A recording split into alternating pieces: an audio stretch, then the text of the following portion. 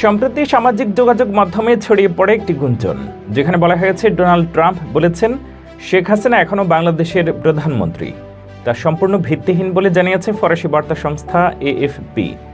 সংস্থাটি তাদের একটি ফ্যাক্ট চেক রিপোর্টে নিশ্চিত করেছে ট্রাম্প এমন কোনো বক্তব্য দেননি, বরং তার দেওয়া সাম্প্রতিক একটি সাক্ষাৎকারে বাংলাদেশ বা শেখ হাসিনার নামই উল্লেখ করা হয়নি।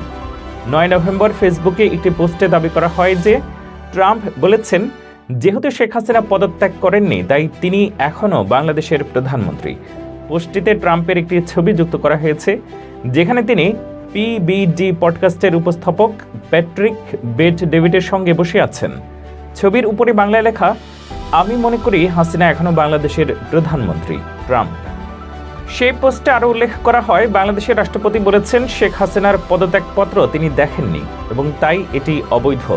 তবে AFPর অনুসন্ধান বলেছে এই পোস্টটি ভিত্তিহীন এবং মিথ্যা তথ্য ছড়ানোর একটি প্রচেষ্টা।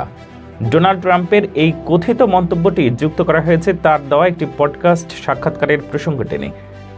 PBD পডকাস্ট চ্যানেলে গত 7 অক্টোবর ট্রাম্পের একটি সাক্ষাৎকার প্রচারিত হয়, যার শিরোনাম ছিল Donald Trump gets emotional, speaks on tariffs, Obama and Iran.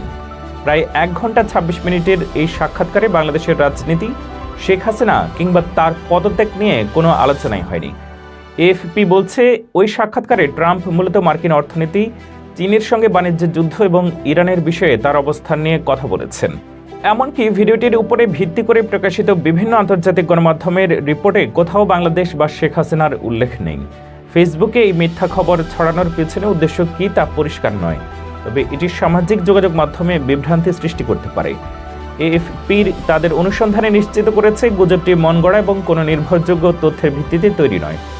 এই ধরনের ভুয়া খবর ছড়ানো বন্ধে ফ্যাক্ট চেকিংয়ের গুরুত্ব তুলে ধরে সংস্থাটি জানিয়েছে, যাচাই বাছাই না করে বিভ্রান্তিকর তথ্য শেয়ার করা থেকে বিরত থাকা উচিত।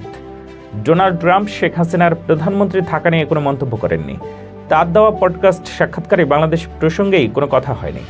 সোশ্যাল মিডিয়ায় ছড়ানো গুজবটি ভুয়া, যা যাচাই করার পর AFP নিশ্চিত করেছে। বিভ্রান্তি এড়াতে সবাইকে এই ধরনের তথ্যের সত্যতা যাচাই করার আহ্বান জানানো হয়েছে।